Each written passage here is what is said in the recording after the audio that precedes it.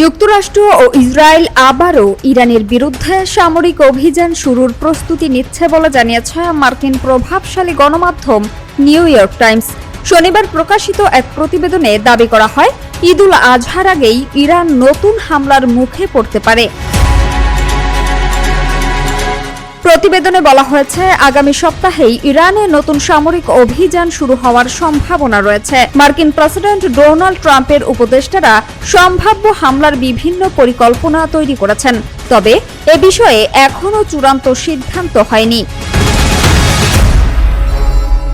সূত্রের বরাতে আরও বলা হয়, পরিকল্পনায় রয়েছে ইরানে বড় পরিসরের বোমা হামলা এবং বিশেষ বাহিনী দিয়ে স্থল অভিযান পরিচালনা করে পারমাণবিক স্থাপনা থেকে সমৃদ্ধ ইউরেনিয়াম সরিয়ে নেয়ার বিষয়টিও।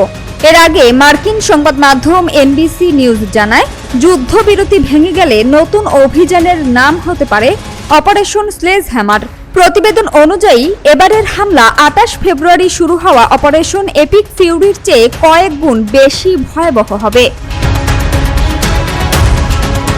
এদিকে ইরানও পাল্টা হুঁশিয়ারি দিয়েছে। দেশটির পররাষ্ট্রমন্ত্রী আব্বাস আরাকচি বলেছেন, আলোচনা ব্যর্থ হলে যুক্তরাষ্ট্র ইসরায়েলের সঙ্গে সরাসরি সামরিক সংঘাতে ফিরতে প্রস্তুত ইরান। তিনি অভিযোগ করেন, চলমান যুদ্ধের কারণে শুধু মধ্যপ্রাচ্য নয়, বরং মার্কিন জনগণও অর্থনৈতিকভাবে ক্ষতিগ্রস্ত হচ্ছে। তিনি আরও বলেন, জ্বালানির দাম বৃদ্ধি ও শেয়ার বাজারের বুদবুদ বাদ দিলেও আসল চাপ শুরু হবে তখন, যখন মার্কিন ঋণ ও গৃহ ঋণের সুদের হার বাড়তে থাকবে। গাড়ির ঋণ খেলাপির হার ইতোমধ্যেই গত ৩০ বছরের মধ্যে সর্বোচ্চ পর্যায়ে পৌঁছেছে।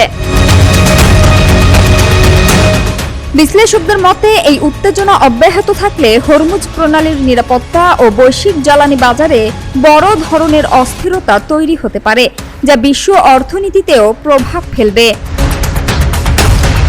সামিয়া সুলতানা, ঢাকা ওয়াচ।